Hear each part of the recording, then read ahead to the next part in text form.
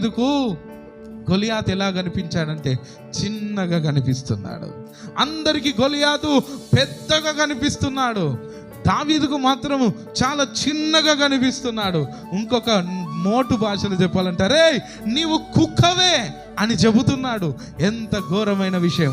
అంత శక్తిమంతుడు, అన్ని మూరల పొడుగున్నటువంటి ఆ ఫిలిష్తీయుడైన గొలియాతు దావీదుకు మాత్రం చాలా చిన్నగా కనిపిస్తున్నాడు.